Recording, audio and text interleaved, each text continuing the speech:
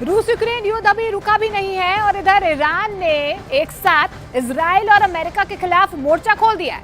Israel के PM ने एक ऐसा खुलासा कर दिया जिसके बाद इससे मिडिल ईस्ट में भयानक जंग शुरू होने जा रही है। दावा यह किया जा रहा है कि अगर इजराइल और अमेरिका ने तुरंत ईरान पर हमला नहीं किया तो अमेरिका और इजराइल ईरान के डबल अटैक का मुकाबला नहीं कर पाएंगे।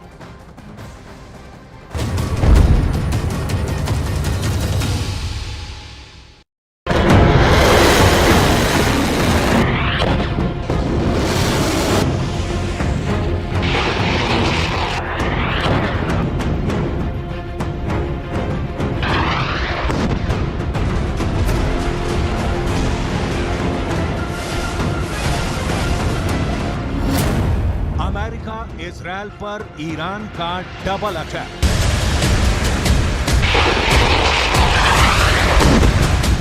अरब की जमीन पर जबरदस्त खूनी जंग शुरू हो चुकी है। खाड़ी में शुरू हुई इस जंग में एक तरफ इजराइल और अमेरिका है, जबकि दूसरी तरफ ईरान अपने दम पर इजराइल और अमेरिका पर हमले शुरू कर चुका है। यकीन करना मुश्किल है, लेकिन इजराइल के प्रधानमंत्री बेंयामिन नेतन्याहू ने संयुक्त राष्ट्र महासभा में ईरान पर बहुत बड़ा खुलासा कर दिया है। संयुक्त राष्ट्र महासभा में बेंयामिन नेतन्याहू ने दावा किया है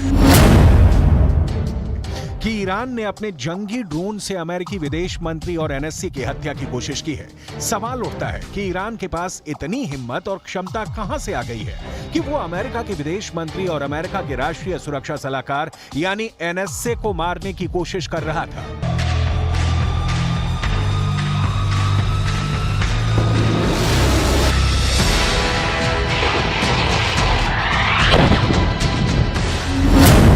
मरते मरते बचे विदेश मंत्री और NSA. Even tried to assassinate the Secretary of State of the United States of America. They even tried to assassinate the National Security Advisor of the United States of America. This tells you all you need to know about Iran's murderous intention. क्या है Iran का पूरा war plan? इसकी एक एक report हम आपको दिखाएंगे। ईरान और इजराइल का ड्रोन वॉर शुरू।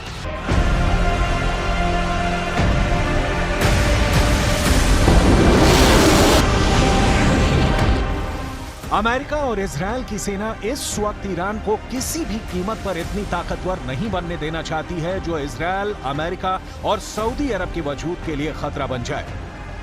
ईरान ने रूस के साथ मिलकर अपने मिसाइल प्रोग्राम को भयानक बना दिया है। खुफिया रिपोर्ट के हवाले से खबर है कि इस वक्त रूस के 50,000 से ज्यादा आत्मघाती ड्रोन हैं, जिसमें ईरान का सबसे नया और घातक ड्रोन मुहाजिर 10 ड्रोन है, जो देखने में अमेरिका के MQ-9 ड्रोन की तरह है। यही नहीं, ईरान ने खुद को इजराइल, अमेरिका और सऊदी अरब से बचाने के लिए परमाणु बम बनाने के बेहद करीब पहुंच चुका है। हालात ये हो गए हैं कि संयुक्त राष्ट्र महासभा में इजराइल के पीएम को कहना पड़ा कि ईरान का मिसाइल प्रोग्राम पूरी दुनिया पर खतरा बन चुका है।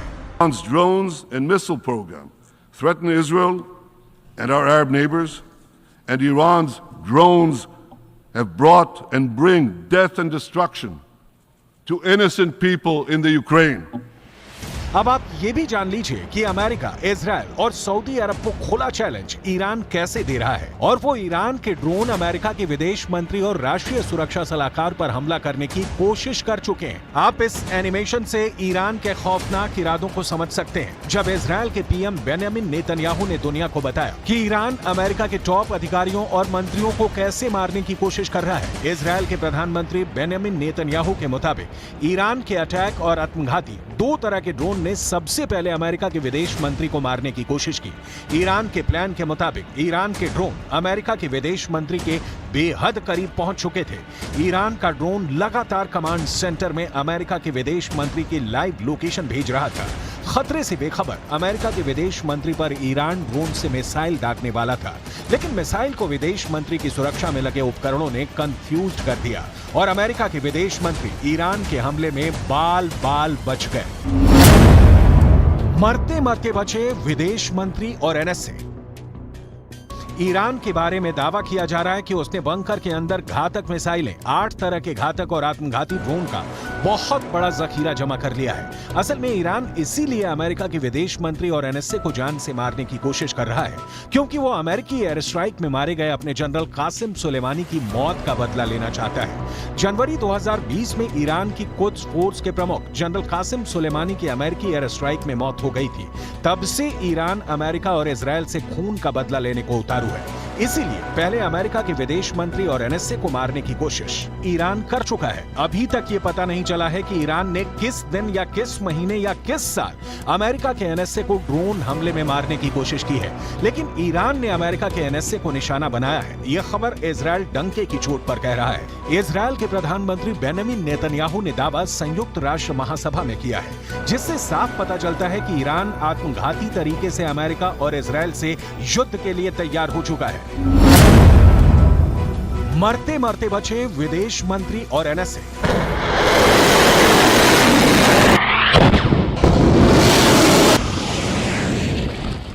They even tried to assassinate the Secretary of State of the United States of America.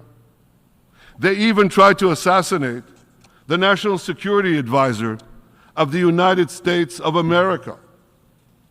This tells you all you need to know about Iran's murderous intentions and Iran's murderous nature. America Israel पर Iran का double attack.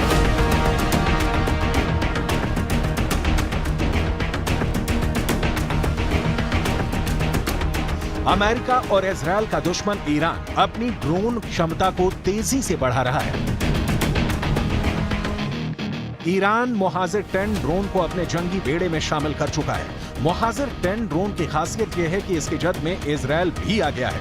अब Iran ने Israel को धमकी दी है कि नए drone मोहाजिर 10 से सावधान रहे, नहीं तो पाषाण युग में पहुंचा देंगे। यानी ईरान इजरायल को तबाह स्टोन एज में पहुंचाने के दावे कर रहा है। ड्रोन लगातार 24 घंटे तक उड़ान भर सकता है। इसकी ताकत का अंदाजा इसी बात से लगाया जा सकता है कि ईरान का ये ड्रोन अमेरिका के MQ-9 ड्रोन की तरह है। ये ड्रोन 7000 मीटर की ऊंचाई पर उड़ान भर सकता है। एक बार में 2000 किलोमीटर तक बिना रुके दुश्मन पर मिसाइलें दाग सकता है। मोहाजिर 10 ड्रोन 300 किलोग्राम के हथियार ले जा सकता है। इसमें कई तरह की मिसाइलें और बम शामिल है। मोहाजिर 10 ड्रोन अधिकतम 210 किलोमीटर प्रति घंटे की स्पीड से उड़ान भर सकता है। अमेरिका के विदेश मंत्री एंटनी ब्लिंकन ने भी दावा किया है कि ईरान की परमाणु क्षमता खाड़ी देशों के साथ साथ पूरी दुनिया के लिए खतरा बन चुकी है।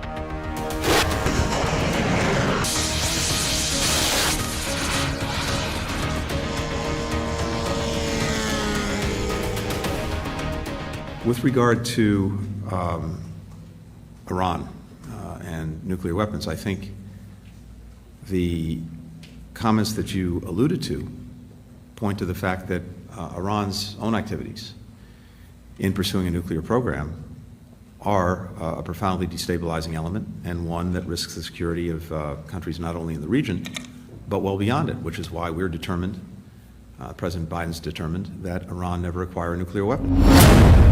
अमेरिका इजरायल पर ईरान का डबल अटैक।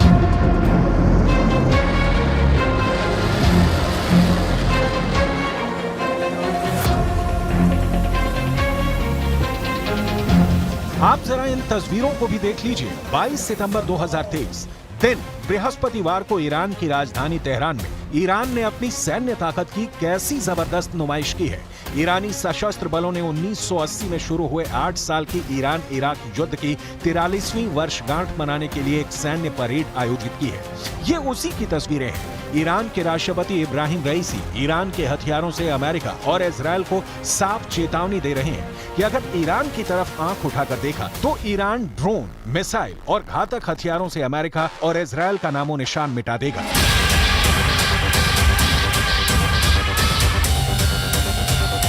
लेकिन वहीं दूसरी तरफ इजरायल ने भी ईरान के ड्रोन वॉर के खिलाफ घातक हमले करने का प्लान बना लिया है। यहां तक कि सऊदी अरब के क्राउन प्रिंस और प्रधानमंत्री मोहम्मद बिन सलमान ने कहा है कि अगर ईरान परमाणु हथियार हासिल करता है तो सऊदी अरब भी ऐसा ही करेगा। यानी अब ईरान के खिलाफ इजरायल सऊदी अरब और अमेरिका एक साथ जंग करने के लिए तैयार हो चुके हैं, जबकि दूसरी तरफ ईरान, रूस, चीन और उत्तर कोरिया के साथ मिलकर अमेरिका और इजराइल को तबाह करने की कोशिश कर रहा है।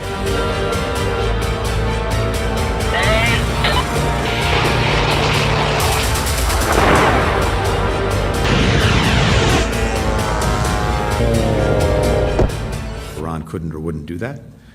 And so the problem is very clear, and the problem is Iran. That is the destabilizing element. Just this past week, we saw them remove IAEA inspectors who are critical to doing the work of the IAEA to, as best it can, ensure that Iran is being consistent with whatever obligations it has and is and having a clear sense of what they're actually doing. So that is not evidence of an Iran that's interested in actually being a responsible actor when it comes to its nuclear program, and that is the destabilizing element. 19 महीने से चल रहे Ukraine युद्ध में भी Iran जंग का बहुत बड़ा खिलाड़ी बनकर उभरा है। ईरान को दांव पर लगाकर ईरान ने रूस को घातक ड्रोन और मिसाइलें देने में कोई कसर नहीं छोड़ी है।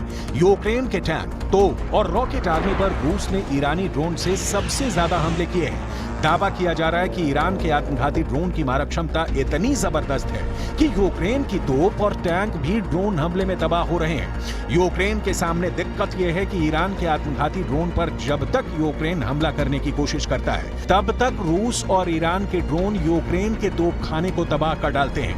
रूस और ईरान के इन्हीं आत्मघाती ड्रोन से बचने के लिए यूक्रेन ने स्टील के बड़े पिंजड़े बनाए हैं ताकि ड्रोन डायरेक्ट तोप या टैंक से ना टकरा पाए। स्टील के इन पिंजरों को यूक्रेन एक तरह से तोप, टैंक और रॉकेट के लिए कवच बना चुका है, जो ईरान और रूस के ड्रोन से उन्हें बचाने में मदद करते हैं। हम आपको ये भी बताएंगे कि रूस और ईरान के कौन से ड्रोन यूक्रेनी हथियारों के लिए काल बन चुके हैं। पुतिन के लिए ईरान फरिश्ता बनता जा रहा है। इस वक्त ईरान ने अपने हथियारों के बंकर पूरी तरह से रूस के लिए खोल दिए हैं। ईरान के टॉप जनरल चुन चुन कर ऐसे हथियार रूस को भेज रहे हैं जो अमेरिका और नाटो के हथियारों को तबाह कर रहे हैं। अमेरिकी मीडिया के मुताबिक ईरान ने कैस्पियन सागर के रास्ते रूस को बहुत बड़ी संख्या में हथियार, गोला बारूद गुप्त तरीके से पहुंचा दिया है। पश्चिमी मीडिया को खुफिया सूत्रों से पता चला है कि ईरान को अब तक 8000 आत्मघाती ड्रोन दे चुका है, तो वहीं 10 करोड़ गोलियां और 3 लाख बम ईरान से रूस पहुंच चुके हैं।